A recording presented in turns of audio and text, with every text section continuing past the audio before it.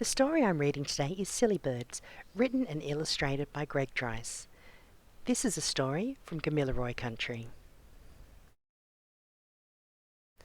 Way back before Once Upon a Time, there was the Dream Time, and during this period there was Malawan. Malawan was an eagle, and his parents were extremely proud of him. Malawan was well looked after by his family and made to feel special. Malawan always looked and listened, and rarely spoke. His parents told him that speaking too much was only for the silly birds.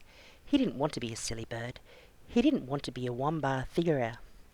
So Malayan learnt how to listen and how to see things a long way away.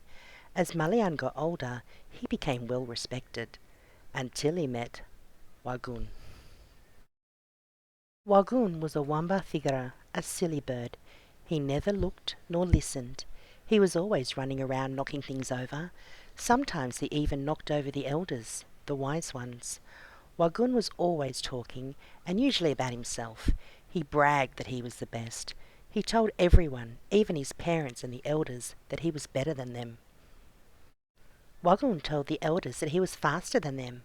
Whenever they tried to talk to him, he didn't listen. Instead, he would say, "Why do I need to listen to you, old birds? I am stronger, faster, and smarter than you." The elders just shook their heads. Many tried to talk to him, but he didn't listen. Soon most of the birds gave up on Wagun, but Malayan didn't.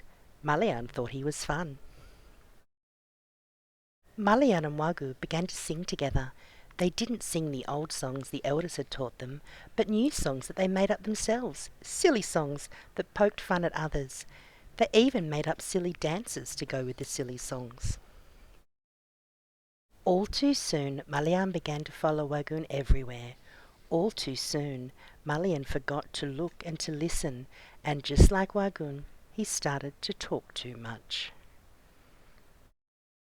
The elders grew concerned. Other young birds joined Malayan and Wagun. Soon there were lots of silly birds. With lots of wamba thigera, things that always went right began to go wrong.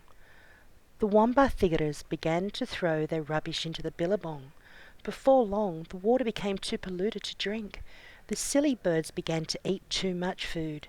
Food became harder and harder to find. Malayan's once proud parents lost sleep. The pride they had in their son began to shrink each night with the setting sun. They shook their worried heads at him, and Malayan began to feel bad. Malayan's heart ached. His kind heart knew he had to make a change. Malayan flew to the elders for advice, and they were glad to help. They kept saying to Malayan, "It's hard to soar like an eagle when you are surrounded by turkeys." Soon Malayan began to understand. Malayan tried to tell Wagun and the others, but they were too busy talking to listen to him. Malayan remembered that he didn't need to talk. His power was in his ability to see and hear things from a long way away. Malayan's powers was in his ability to look and listen. Soon Malayan grew in strength. He became a wonderful hunter and a wise leader. He passed on the wisdom of the elders to the younger birds, and luckily they listened to him.